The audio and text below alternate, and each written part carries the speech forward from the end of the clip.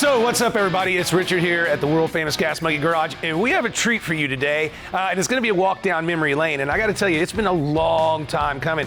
You know, this was started in 2012 when we started doing television, and we started the company back in 2004. So in the course of doing television alone with Fast and Loud, we produced over 135 cars from start to finish in right at about 8 years. So we were knocking these cars out very fast. A lot of them, as you're going to learn here in a minute, I was knocking them out in 20 days, 30 days. Even the Ferrari F40 we built in 36 days flat. So sit down, grab a cold beer, and let me tell you what I think.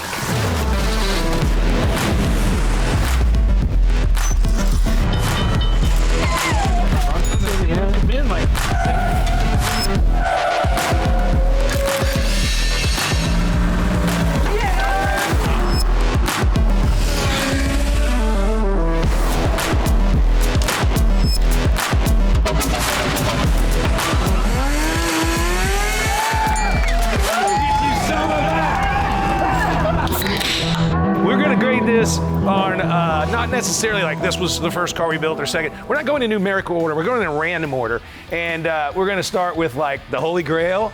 We all know what that is. That's my favorite car, the best one in the world, all that kind of stuff. We're going to go with Epic as our next category. Really loved it. It was super badass. It was a fun project. It had some cool aspects to it. Like, but not love. You know, there's a few of them out there that we just got into it. We had to build it. You know, we had to make the show, so we had to get it done. And then just which is something that the millennials made up. I don't know what is. It sounds like a Canadian term. And then burn it. Those are the ones that I hated. Doesn't necessarily mean it was the worst car, but it was like, it gave us the most problems, or it sucked, or, you know, just nothing went right, and I never want to see it again. So there's your categories. Study them. Feel free to play along at home.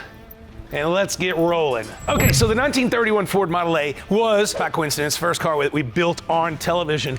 Now, a lot of people don't know that when I got the call that we finally had a TV show for Discovery, and it was gonna be Fast and Loud, and we were gonna be building cars and finding them, rescuing them, and putting them together, you know, that was pretty exciting. I'm like, cool, let me get ready. Let's get our things together. And they said, no, we're gonna start Monday. So I had 5 days to prepare and get the shop behind Phipps's shop set up and get ready to be actually filming a TV show. And I decided at that time that it was probably best to do what we do best, which is Model A's. So we went with this two-door sedan, and I believe if we remember correctly, went up to Oklahoma and bought that, pulled it out of a barn where it had been sitting forever. Super cool build. This is back when everybody was on the show, you know, Casey, Aaron, Scott. It was just those three building, me, and trying to hustle parts and get it done. And that was the start of one of the coolest times in my life and one of the most hellacious times in my life. Fun fact, I actually own it. I sold it way back then. I bought it once, sold it again, and then it went to Barrett Jackson back in 2013 or 14, and I bought it back because I thought it'd be cool to have around the shop. I mean, first car we ever built on TV, right? As far as ranking it, it is just a 4-cylinder Model A, you know, on some wire wheels with, you know, barely any interior and what have you. We were still learning the ropes on how fast we had to do this, right? I'm gonna still call it a holy grail because it's the first car we made on television that started this crazy fun ride that we were on for a very, very long time and still are. We're just not with cable, thank God. It was perfect. Perfect. Everything, down to the last minute details. So the next one here, Phipps, is this a 33 or a 34? I think they just said 33. It's a 33 Ford shop truck. Interesting on this one is we wanted to do kind of a 50s-ish, you know, period style shop truck. This is when Brian Bass came and worked with us here at the shop for a few builds. I actually bought the truck from him, and then we went on to go ahead and build it. Super cool little hot rod. It's really tough for me to love these trucks because I'm too tall to get in them. There's not a lot of room in those things, but pretty cool build. I'm gonna put it under the like but not love. I like it, but not a lot. So the next one, Phipps, what is it? It's a 33 Buick Schaefer IndyCar. You were very, very close. It's a 37 Buick Schaefer straight 8 race car. This car was super, super cool. A lot of fun to build. It was a lot of fun to drive. What I was most nervous about on that one was I just really didn't know what it was actually going to be worth when we finished it. I know what I paid for it when I got it from my friend David Coker. Super cool car. I paid a lot of money for it. We ended up getting rid of it to a guy whose family's owned a Buick dealerships for, I don't know, 80 years or something like that. So it went to a good guy. I'm gonna put that in the like, but not love, because we didn't make much money on that one. So for those of you that were watching season 1, the 1952 Ford mainliner that was just a piece of crap. We found this thing in a field, and it already had a hole cut in the hood, and that kind of is what inspired us to make it into the gasser that it is. And we called it Monkey Business, because it was down with some business. Wasn't it business? Well, at first they did screw up the lettering. I don't think we showed that on the show, but it did say Boysness at first. But one thing I hated about this is that it had no creature comforts whatsoever. It had a steering wheel and a chair, and I had green glitter all over my shop more than the freaking local strip club does. Forever. So I'm gonna put that though in even though it was super cool, there just wasn't much else to it. Next up is a 55 two-door Chevrolet hardtop, and super cool looking car. This is what I would call one of our cheater cars.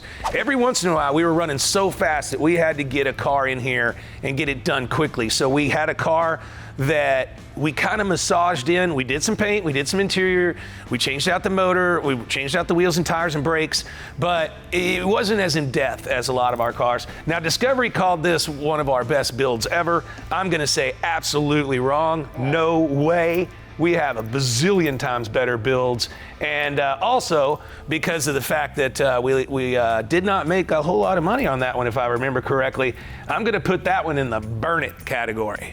This makes me want to burn this motherfucker down. Rolling on to the next one, Phipps, what is this? The 55 Ford Crown Vic. Crown Vic that you bought for your dad for his birthday, I think? I did. I bought it for my dad before he got in the state that he's in now. I wanted him to see and have one for a little bit because it was his first car. He had a black and white Crown Vic just like that. So it was pretty cool that I got to do that for my dad. We rebuilt it. Not a lot of customization because I wanted it to be just like the one he had. And that was a super cool car. I'm gonna put that in Holy Grail for Raymond M. Rawlings. Boom. Yep. So up next we have this 1956 green and silver Chevy Nomad. Of the Tri-5 Chevys, 56 is the year I despise the most, and I'm just not a Tri-5 Chevy fan. What do you think about them, Phipps? Well, I just like them because Gormley's had like 5 or 6 of them. Well, he still has them. Not a Tri-5 fan most of the time. And this one was a build that was in conjunction with Mountain Dew. And the racer, Earnhardt, right? Yeah, that's what it was. And so it had to be these colors. Now, I don't like 56s. But this color on a 56 just didn't really work for me. But it was a neat build. It was a fun build. Right after we presented it to Earnhardt, somebody was driving in and it got crashed. They hit a deer. They brought it back here. We fixed it again. And then I don't know where the car is now. Fun build. It was great to work with the people at Mountain Dew. And it was cool to go out to Earnhardt's place and present him with the car and hang out. So I'm gonna put that in an epic category. When I see a car like this, first thing I do is I say, would you look at this? You know what I mean? Yeah, sure. So Phipps, you know what this one is. Yes, that's a 65, your Pikes Peak Pace truck. You are correct, sir. And You can actually, go star. the motor that was in that came out of that when you bought it back from Venice Beach. For as old as you are, your memory is like a steel trap, Phipps. Okay. So, really fun fact about this truck is this car, which we'll get to here in a little bit, I just bought back from a guy who owned it in Venice. And it had a 572 motor in it. Aaron was on a mission to go run the Pikes Peak race himself. So we decided that we would build the Pace truck, and we got to go up first with it. Fun build, really strong motor, strong setup. We had a few problems with the front end going up the hill, so I wasn't racing it like the racers. I, again, was the Pace truck. But the thing I hated the most about this truck was I thought it'd be really cool. I'm going up the hill right, I'm going up first. I'm gonna be the first guy up there. There's no way down till it's over with. So you're staying up there. So I get all the way up there first, and I was there for a very, very long time with nothing to do. And no beer. You're on a race course. So you can imagine the shape I was in by the time the race was over. But I'm gonna put that in the just category, because I do not like waiting around. I'm kind of an impatient person, and we had some troubles with the truck, and I don't even know where it is now, but it didn't need much to be pretty badass. Now we're moving on to, so we're gonna call it a 1966 microbus Volkswagen. What I thought was really cool is we were up at my friend Sean Nolan's place up in French Lake, Montana, and we were looking for some other cars to build, and there was this hunk of junk, half welded together, Volkswagen Shorty bus. Now I like funny, weird stuff, so I got it bought, we got it down here. It needed everything, so we literally ended up cutting the bus back apart and putting it back together, but that thing would pop wheelies. It was a lot of fun, and the reveal that we did, you know, that's what we call it at the end of the show when we do the reveal, you finally get to see the car, was pretty fun, because we went up to my boy Scott's place, Sharkarosa, which is an animal farm, or a wildlife animal refuge, if you will, and we got to play with all these crazy animals. There were monkeys and sloths and giraffes and all it just kind of craziness, so that was a lot of fun. That was a lot of build. I'm going to put that in the epic category. So up next is our 1959 Apache Vips. You remember this truck? Yes, I do. Okay, so y'all, this was another one that they had to like do pretty fast because it was wearing them out. So they got this one. We did they did the straight six in it, lowered it, made it really cool on the inside, and did this flat orangey paint. And your buddy that bought the Mustangs and stuff ended up with it, right?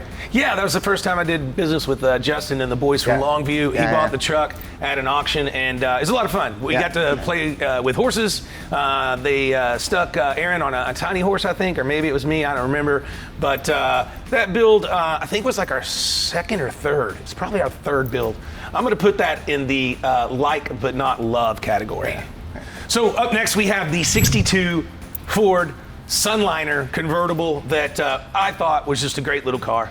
I mean, we did a good mechanical restoration on it, got it low, put some brakes on it, gave it a really good paint job, some sexy interior, and my agent at the time, we'll leave his name anonymous, bought the car and sent it out to California because he thought it would be great to drive, and then his wife told him that he couldn't have it. So he sent it back. I remember.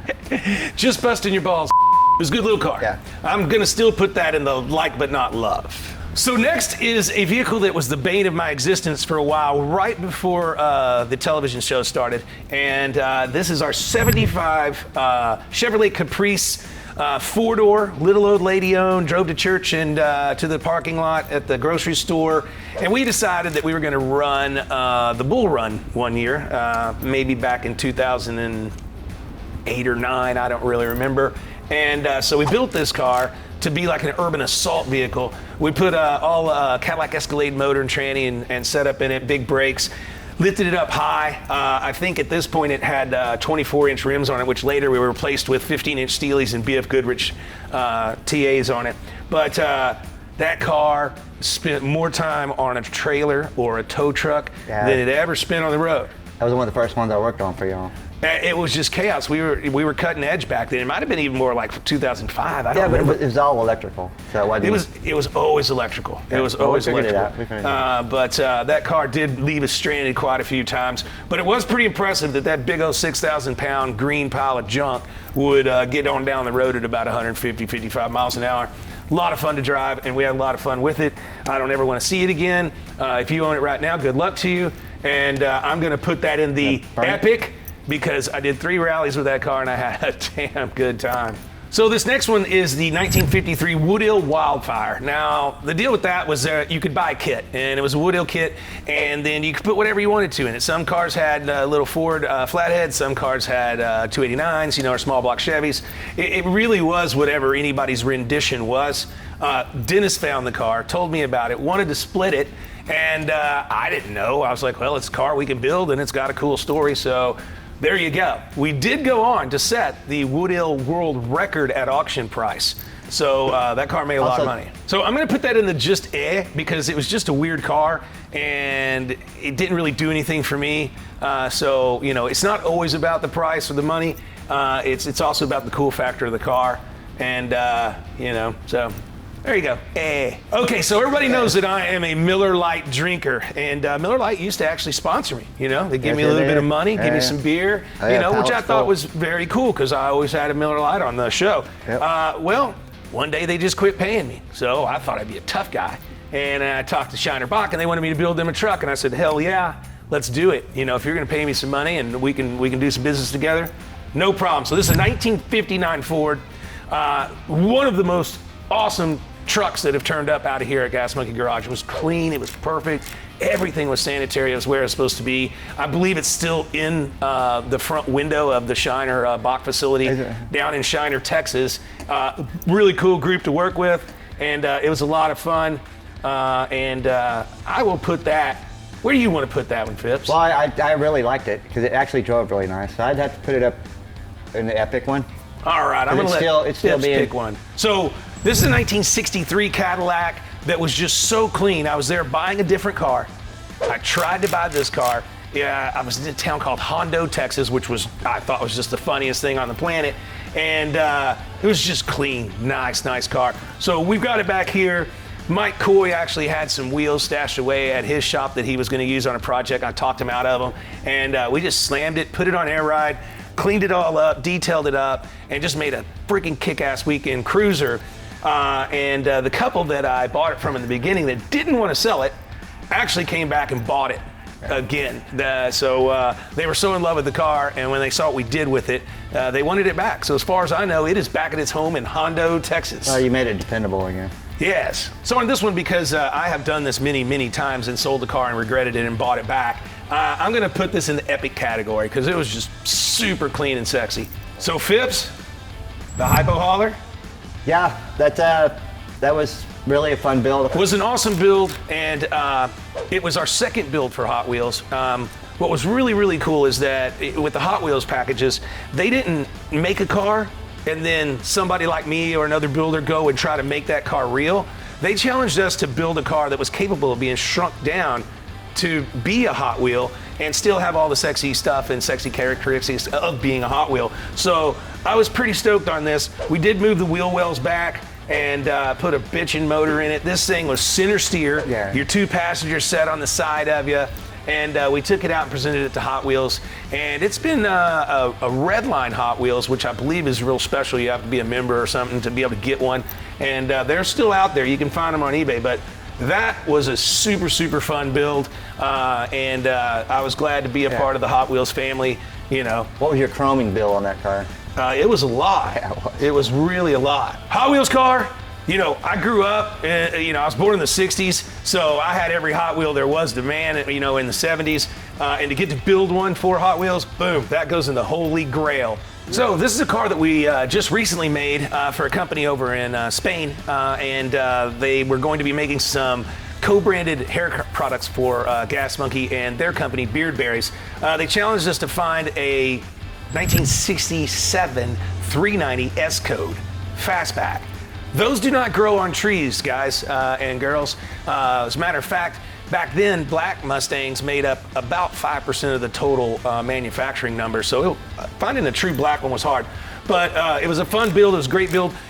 We were not able to have a lot of creative license with it because there were so many rules in getting it into Spain. So to me, the build seemed kind of not too interesting, not too exciting, because all we were doing was putting it back on there with some wheels because that's all that Spain would allow. No. Remember we had it? We had to do the motor because the valve guides were just shot in it. Well, I know, yes. Dennis sold me a car that needed everything, but I needed the car. So it was, but it looked good. I'm going to put that in the like but not love because we didn't get to do much to it. No, it made you money.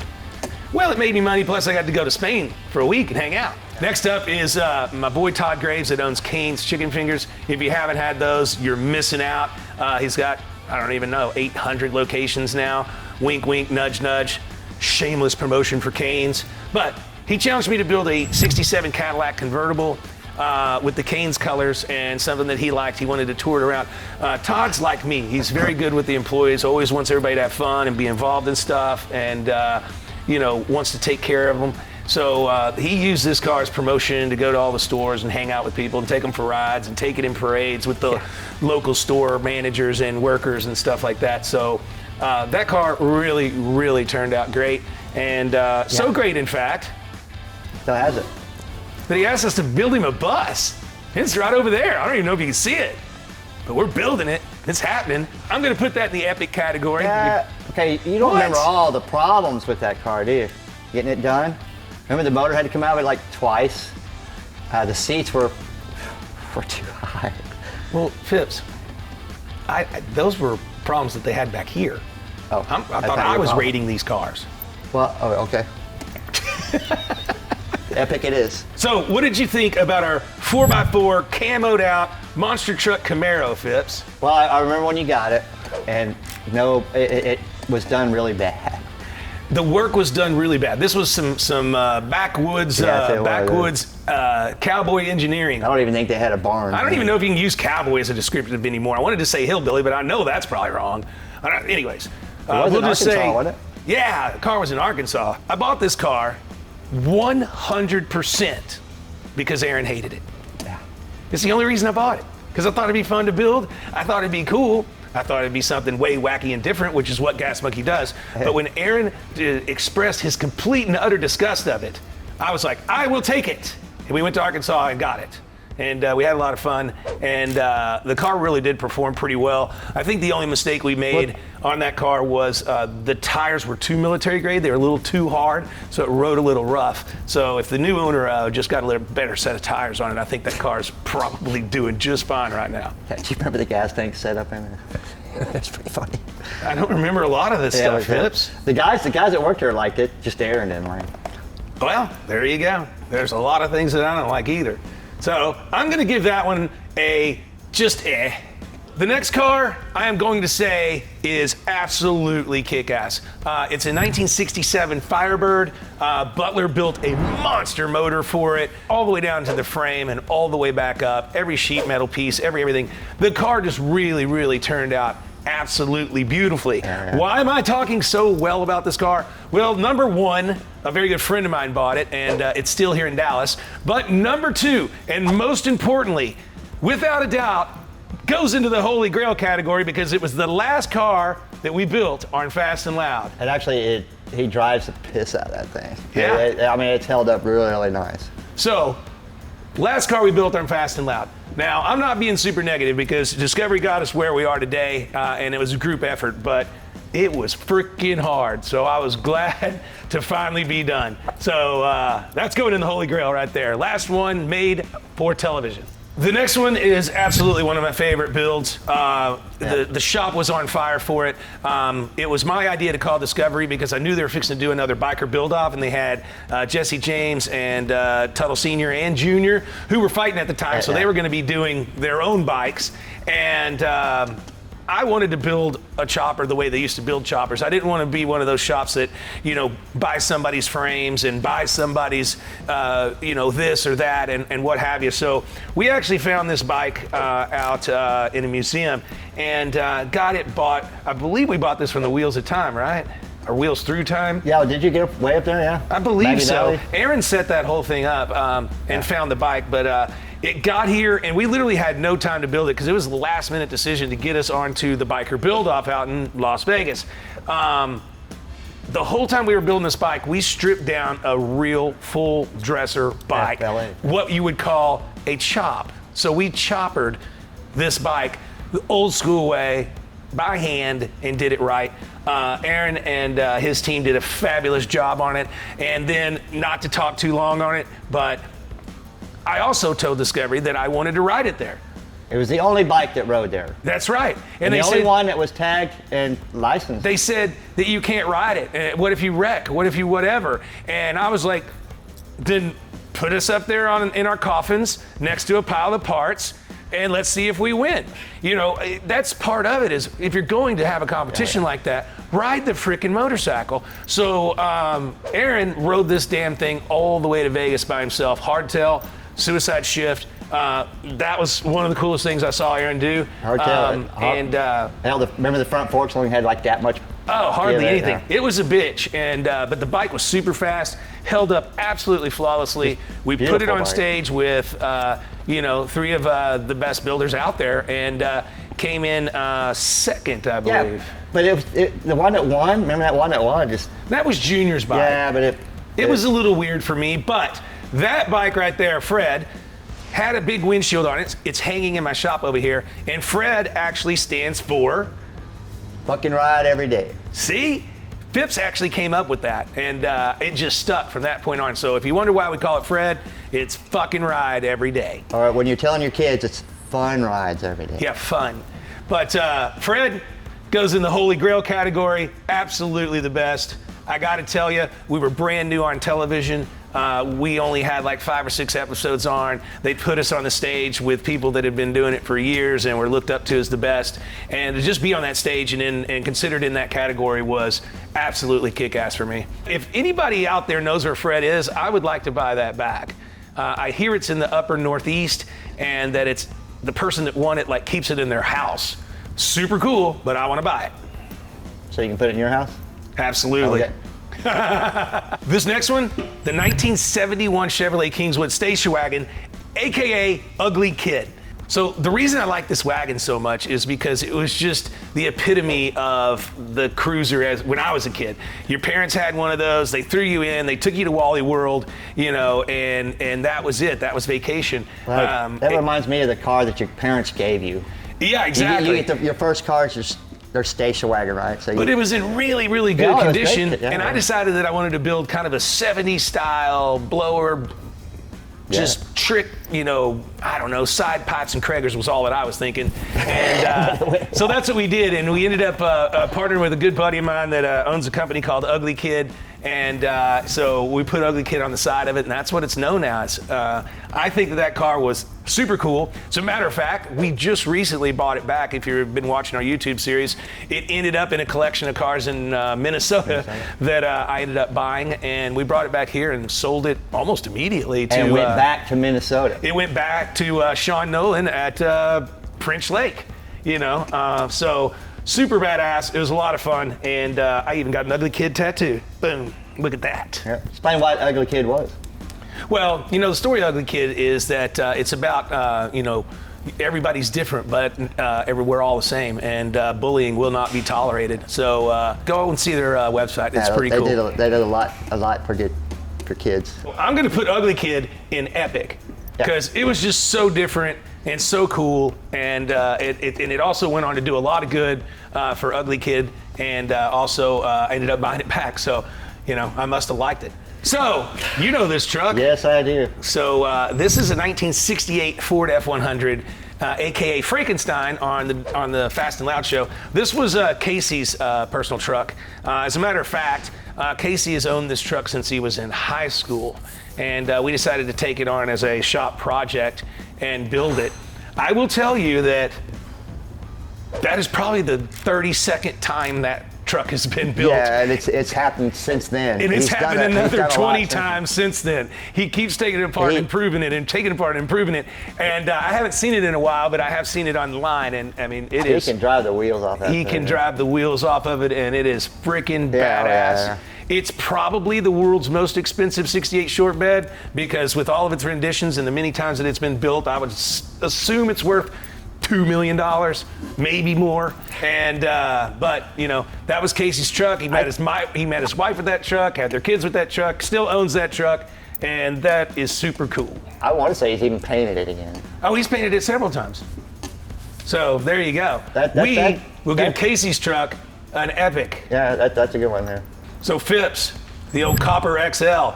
Yeah, Should have called that like Copperhead or something. Yeah, it was a pretty car. 68 Ford XL. Now, this one came in looking pretty crappy, pretty dilapidated. By then, we were in full swing here at Gas Monkey, and I think this was towards the end of the last season, I'm not sure. Super cool car. We decided to color match the bumpers, built it all out, and I was real proud of that car. Super nice, but at the end of the day, it was just a nice weekend hot rod. So I'm gonna give that car a like but not love. While you're walking down memory lane, you probably need a beer break, so feel free to press pause right now, go get a cold beer, and then drop onto gasmonkeygarage.com and get some goods, because Christmas is coming, and Santa won't know unless you order.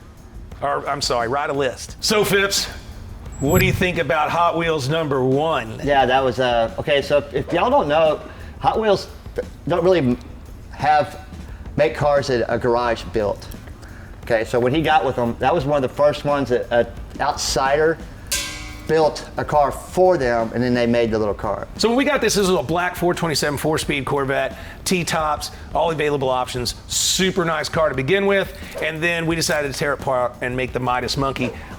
Super fast car, and we got done with it. I was really excited to get to do this. This was the first Hot Wheels that we were challenged to build, and I mean, around that time I was freaking out because we had a bunch of shows under our belt. We had a good rhythm going here at the shop. I knew we could do something crazy cool like that. And the shop really busted their rear, and it just really came together. And Hot Wheels accepted it. So I'm gonna put that up here in the Holy Grail category with Fred and the Hypo Hauler. Fun fact about that car, when it got sold, it went to a collection, and I ended up buying it back. When I went to go buy it back, the guy hadn't even told me that he also owned the Hypo Hauler. So I bought the Midas Monkey back because I was gonna do this special event with it, and that deal kind of fell apart. I ended up selling it to Hot Wheels. It's in their permanent collection at their museum. They toured around, and that makes it like double Holy Grail cool. That's rad. And now you own like 5,000 of them. Yeah, they're for sale on the website. I got a bunch of them. Phipps, you remember the movie Bullet? Yes, I do. How old were you there, like 30? When it came out? Yeah. 10, 9. So Steve McQueen. You weren't even born yet, so what are you laughing about? I know, I wasn't. So Steve McQueen, the movie Bullet, everybody knows the story, and is just super kick-ass to be challenged by the McQueen family to build a real Bullet car. There's a lot of cars out there that are resto-modded imitations of them, but we went to great lengths to make sure that it was the exact same car, same shock, same everything, as it was raced by Steve McQueen. And then we were able to shut down the streets of San Francisco and recreate the chase scene with the family there. It was just a really, really cool deal. Meeting Cam. He's just really everybody, everything. Super awesome experience, and probably the best unveil y'all did. It was definitely the best. And then we went on to sell that car. I donated it to Omaze, and Omaze put it up there for their auction site, and brought, I believe, a little over $1 million.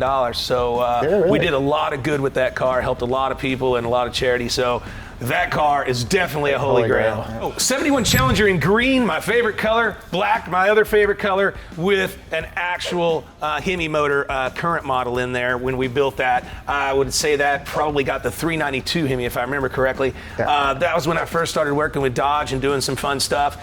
They were a great partner of Gas Monkey and myself for a very long time.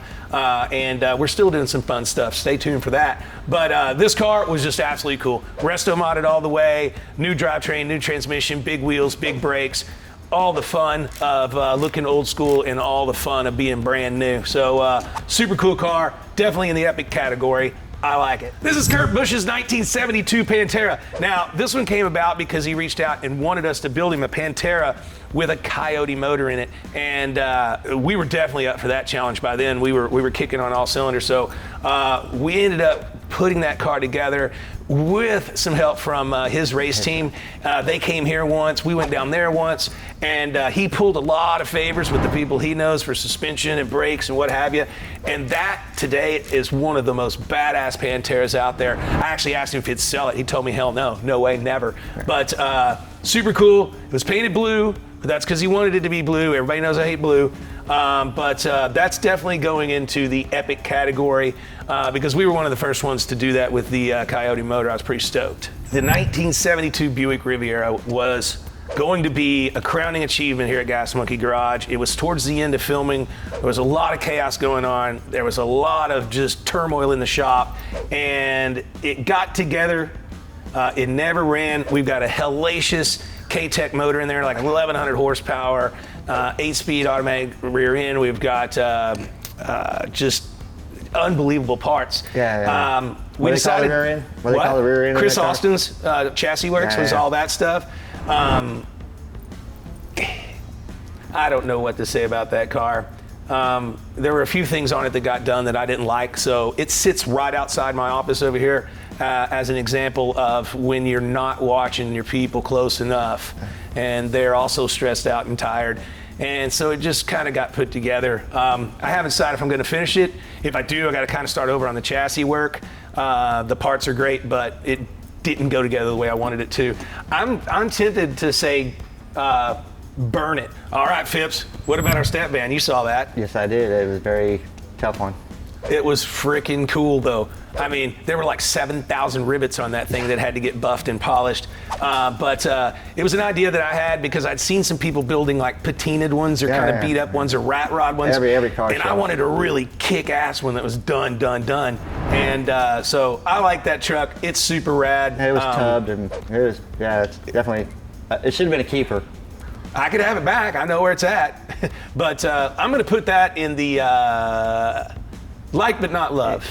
Next up is your favorite show when you were a kid, the Brady Bunch. Marsha. So this one came about because HGTV had decided that they were going to build or rebuild and make it exactly like the Brady Bunch house that was in the actual show. So they bought it, the one that was in the show, and then they made it into that. And being the marketing genius I am, I called up and said, hey, who's building the station wagon? And they were like, well, nobody's building the station wagon. We're HGTV and we build houses. And I was like, okay, well, you're owned by Discovery, and Discovery owns Fast and Loud, and wouldn't that be a cool crossover? And so after a few phone calls and a few emails, like 2,000, they finally decided that that was the most genius idea they had ever had and asked me if I would build the Brady Bunch station wagon. So super smart people decided to go ahead and do the crossover, but we get to go out there, do the reveal, and have a little fun with it. I'm going to put that in the like but not love, just because I had to fight so hard to get it done in the first place. So I told you that we would get back to this. 1952 Fleetline. You know all about this car. Well, Mark chopped it. Y'all took it to a show, and Gene Winfield liked it. Everybody likes this car. Yeah, this is pretty much the car that got them going. They had a super. Pretty much, it was the very first car we ever built as a shop. But y'all's trailer and everything y'all towed it around with was pretty awesome. Because it's the first car we ever built, I'm going to put that in the Holy Grail category. It has to be. It has to be, because now we have the first car we ever built, the first car we ever built on television, and the last car we ever built on television, and 2 Hot Wheels. I think we're doing pretty good as a hot rod shop. I'm burning up for this 280Z. It's 1975 was our first build, I guess a tuner car or whatever. And we had a lot of fun building the car, and it turned out really, really great. Beautiful car. Matter of fact, a guy called as soon as the show aired, and he wanted to buy it. So I sold it to him. He was super happy to get it. I was super happy to get my money. And everything's right. It was rain, right? Yeah, well, the truck taking it to him burned to the ground with a couple of Bentleys and a Rolls Royce and a couple other cars. It wasn't the car on the trailer, it was the trailer. The trailer burned down. So I would assume that it was a car on the trailer that started, or trailer brakes, or whatever. It was a trailer. But, that car is toast. I'm going to put that as a burn it, because it is actually burnt to toast. Absolutely unfixable. I was going to buy it and have it here laying in the yard just as an example of total destruction. So burn it for the 280Z. Okay, now this was one of the fan favorites, I know for sure. The 76 C10. Everybody was building those trucks at that time, and we wanted to put our spin on one. I found it just across the street in somebody's backyard, and we got it brought it over here, and went really, really crazy with it. We had a lot of partners on that truck. From the engine to the motor, the wheels and brakes. Interior was impeccable. It was just a beautiful truck until it wasn't. Jeremy was driving it, and he said that a truck was pulling in on him, and it got a little. He had to gun it. Was it even yours when they did that? Where they were just working on it, weren't they? Yeah, we were just working on it. I had just sold it, and we were just tuning up a few things now that it had a few hundred miles on it. And Jeremy took it out for a test drive and put it into the wall. Now, I'm not saying Jeremy's lying, but I'm just telling you, that exact wreck right there, I've done myself twice. That is too much into the right foot, and and you go right into the wall. So the truck has an even longer story than that. Well, Freddie had it. It was Freddie's when, yeah. Yes, Freddie bought the truck, then it got wrecked by Jeremy, then a guy bought it and said he was going to build it and he was going to document it on YouTube. Everybody was excited, and then for some reason that didn't happen. Now there's another guy that has it that's building it on Takes a lot of money to do that. That truck was really expensive. But I'm going to put that in the like but not love because it cost me a lot of pain and suffering. So, 76 Ford Broncos next. Remember that one, Phipps? Yeah, I do. It was one of the last ones you built, I think. Yeah, over at your shop. And we had a little fun with that. We brought all those Twin Peaks girls over to the shop. And that's when we found out that Randy. Yeah. Randy's a really pretty fun guy. Yeah, Randy's a good time. So we were building this for Twin Peaks Restaurant. If you don't know what it is, look it up. It's pretty cool. And it's a good time and lots of good-looking young ladies. But what was cool about it is he was having it built to then have a competition and give it away to one of his employees. So that was a lot of fun, and it went wherever it went. I don't know. I don't remember where it went, but I remember the girl that won it. Yeah. I think it was in Colorado. I'm going to put that in the epic category, absolutely, for sure. Okay, so here's a little bit of my marketing prowess, if you will. If you own a TV network, then you want to make money on advertising. So you want, the tire companies and the this and the that to pay you money to advertise your products so that while people are watching the show, they're maybe getting a little advertisement about what's happening, a different tire, wheel, oil, whatever. And so I decided that I was going to start my Gas Monkey Tequila. And I built the truck, had the whole story in my head, what we were going to do, that the reveal was going to be out in the desert where me and Aaron are camping out, et cetera, and so forth.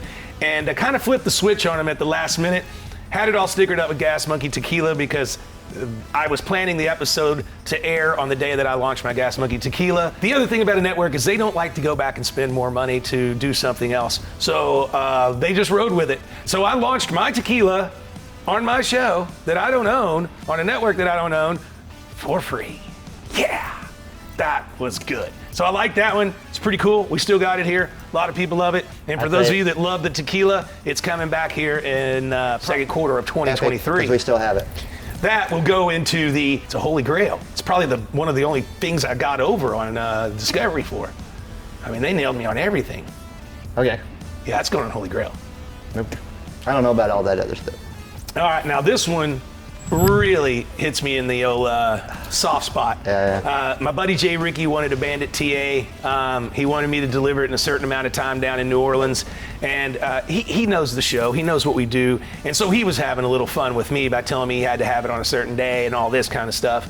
And if you watch the episodes, it's a double episode. We had a lot of fun with the reveal and got to I guess do the big 18-wheeler and the Trans Am and the cop car and everything else. I was Burt Reynolds in this.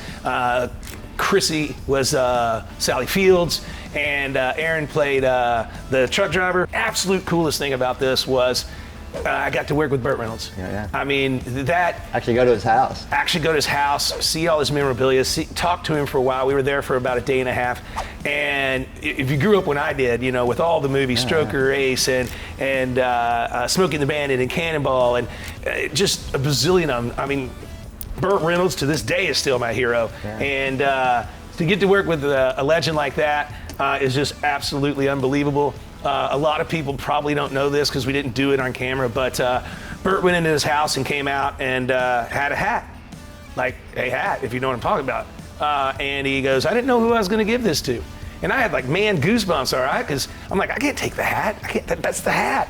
And he goes, no, you're taking it. And I said, well, yes, sir.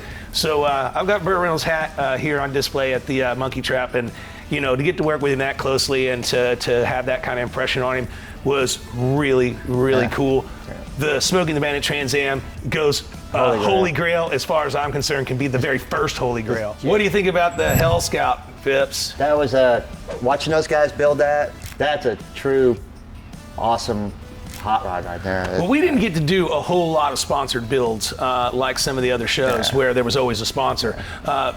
98% of the builds we did we were doing them for the shop. We were trying to sell them and make money. Out of your pocket. This one was actually sponsored by TA Petro, and they're a truck stop organization, and they were having me build it to give away. But we decided to go with a 79 Scout 2, make it 2-wheel drive, put it down with some unbelievable suspension, big wheels, big brakes, and we crammed a Hemi motor into that too. And that thing was fast and it was fun. And somebody won it later on through TA Petro. I don't know where it's at. I'd like to know where it's at. Send us a note, tell us what's up with it. Maybe it's for sale. Maybe I'll buy that. So Hell Scout number 2, because nobody really saw that coming. I'm going to put that in the Holy Grail category also. It has to be, because it drove, it was fast. It was an unbelievable build. Yeah. So up next is our Knight Rider kit car, KITT. Knight Industries Tech 2000. I don't remember what kit stands for, to tell you the truth. I really don't care. So I'm going to tell you what I know about this car. It was just blah. I hated it. We didn't want to build it. I don't remember why. Oh, I do remember why we had to build it, because they had worked out something where we were going to get to go work with David Hasselhoff. Yeah. So that was fun, and getting to work with David Hasselhoff was a trip. But the car, no. I don't even want to talk about it. Burn it. Yeah. Burn it. Crew cut. Crew cut. Yeah, 1992 Chevy. I don't like the word dually, 4-door, made into a roadster. This truck blew people away when it came out. I don't even know. I was way back in 93, 94.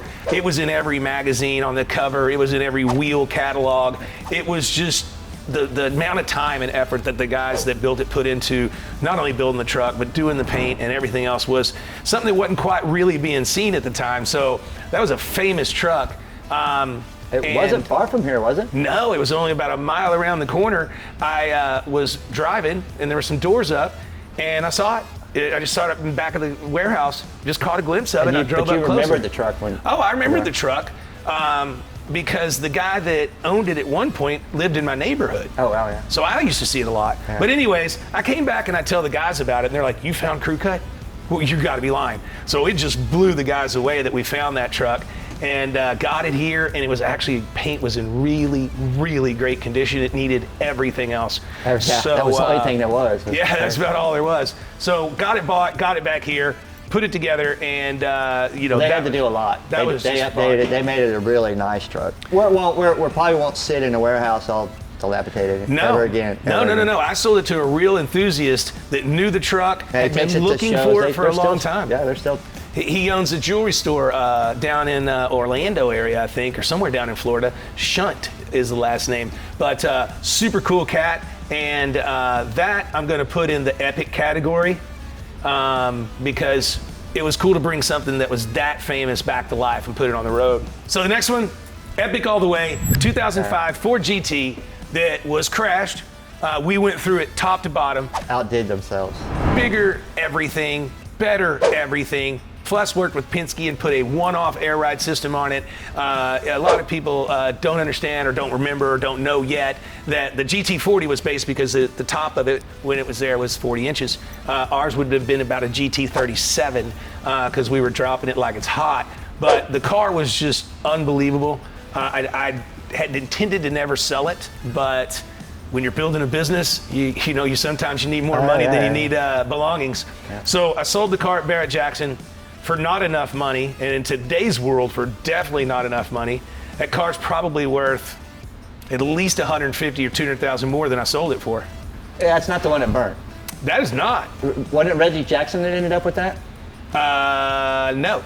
Oh. There was a gentleman that goes to a lot of Barrett-Jacksons bought that, and he put it in a car trailer, took it up north, and he put it in a warehouse, still in the car trailer, with about 1,000 other cars, where it has not moved since. And I have called him once or twice a year for a long time trying to buy it, and he just won't sell it back to me.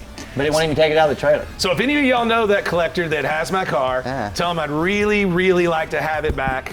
So the next car needs no introduction. It's probably the most famous car we ever built, the most controversial car we ever built, the Ferrari F40. This is a car I partnered up with Dennis on because I didn't have the money to stroke it, all together by myself there. And so, Moneybags Dennis came into play, but he wanted us to do the work. And we'd never built anything like that, And Ferrari had already said that the car was crashed beyond repair and that they wanted it crushed. Yeah, they didn't want it fixed. And what have you. And the guy was arguing with him, the guy that owned the car. He wanted his car fixed, he wanted it back.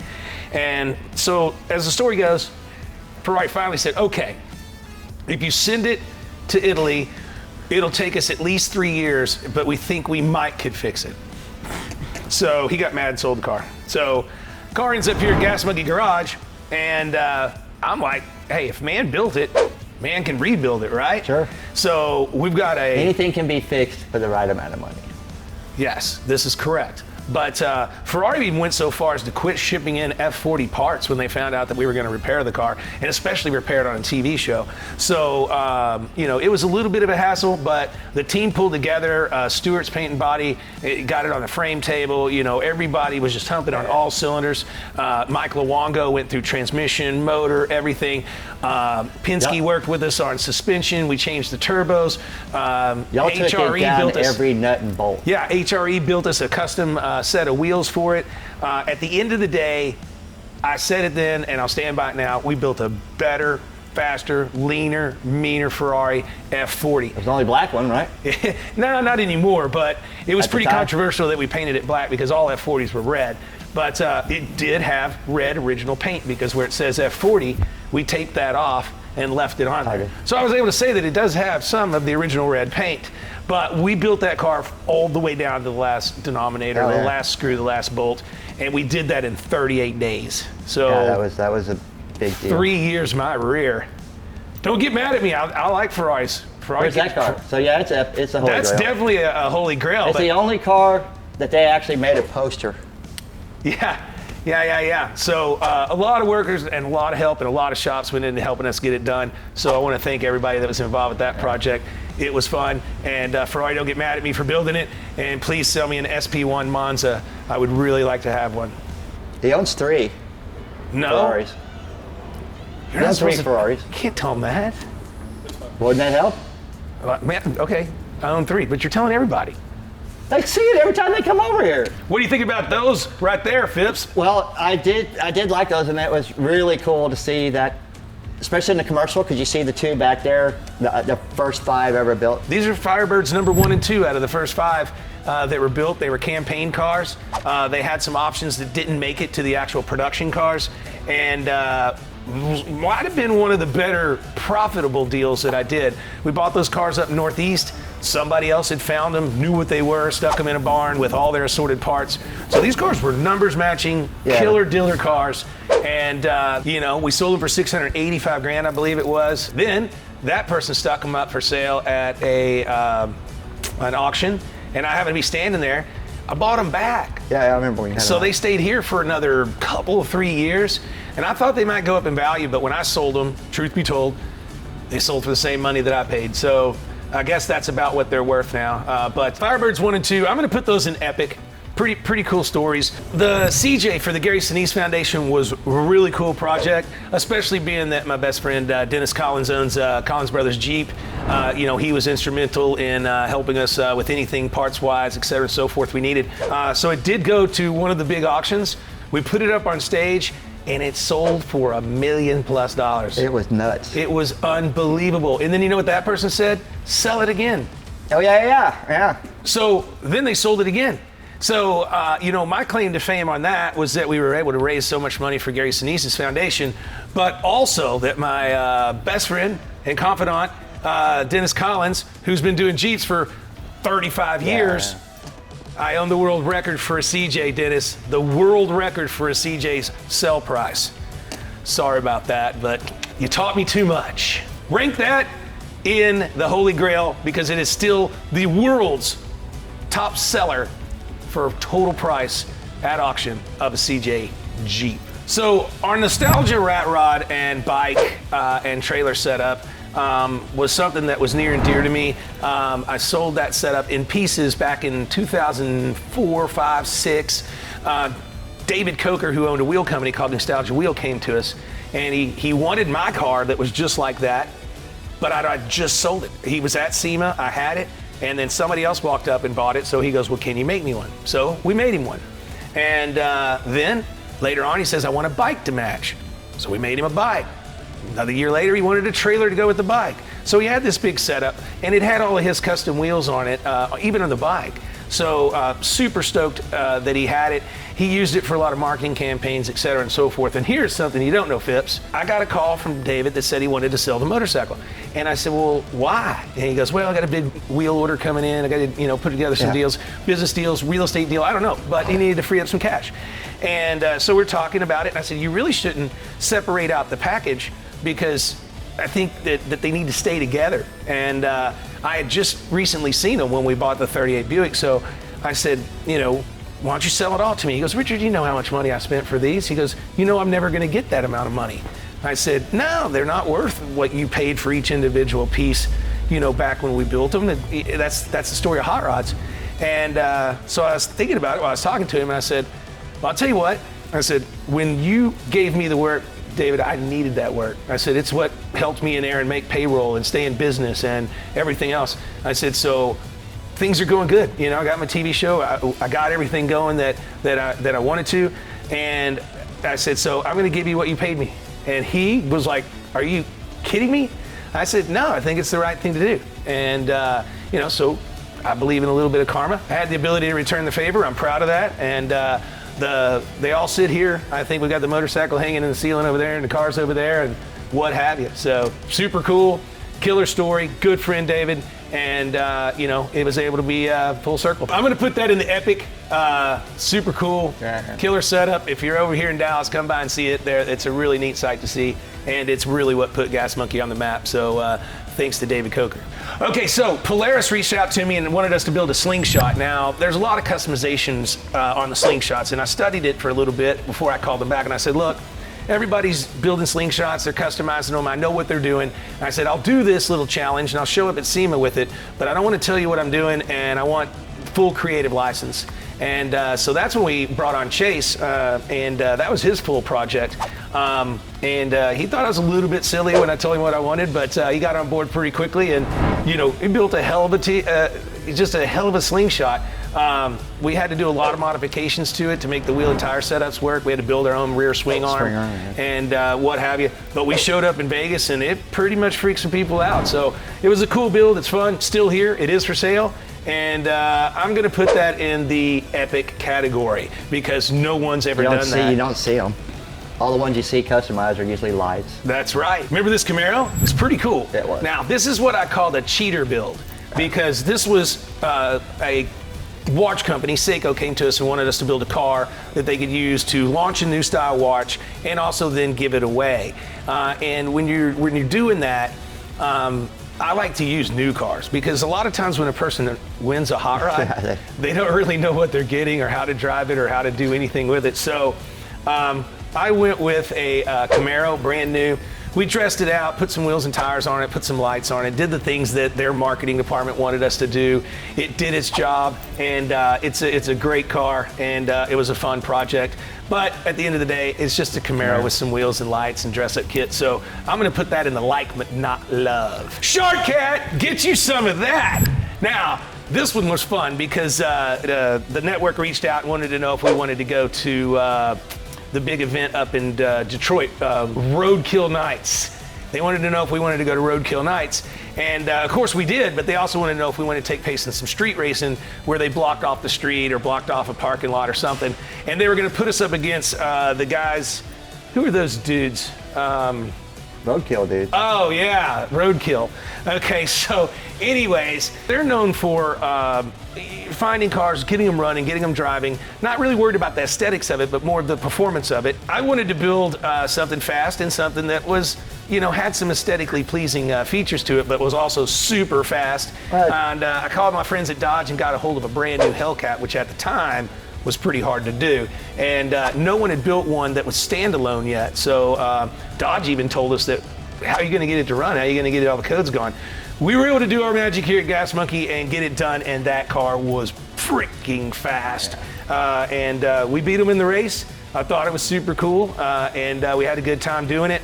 Those guys just don't talk to me at all. They don't ever call, they don't ever write, they don't ever like my posts. I don't get a Christmas card from you either. You get a paycheck. Yeah, well, I don't even see that anymore. But it's all electronic. So I like the Shark Cat. I really loved it. And I'm going to put that in the epic category. Yeah. It's not quite a holy grail, even though we did win the race, but it is pretty epic. And last, but not least, my Thomas Crown Affair Mustang. Now, I know a lot of people out there love the car. You've seen the car since the very beginning of Fast and Loud. We built this car as Gas Monkey Garage back in about 2006 or 7. And when it came time to start the Fast and Loud show, I needed a car sitting around here that we had built, you know, because I build cars, I sell cars. So I called my buddy that bought it, Jay Ricky, and I told him, I said, hey, can I borrow the Mustang? And he said yes, and he sent it to me. He lives down in Louisiana, on the water.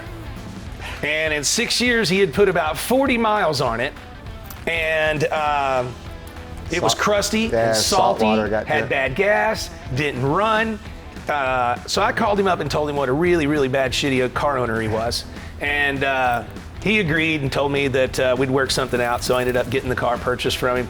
And that's just been the staple car here around. When I built it, I wanted it. It was one of my favorite movies at the time. It was one of my favorite cars. If you're a Mustang guy, you love the car. And, you know, I want to put that in the Holy Grail section. That car is never for sale. You know, I don't say never. If you got a stupid money, come on over. But, well, did we do it? We did it. Yeah, you did good.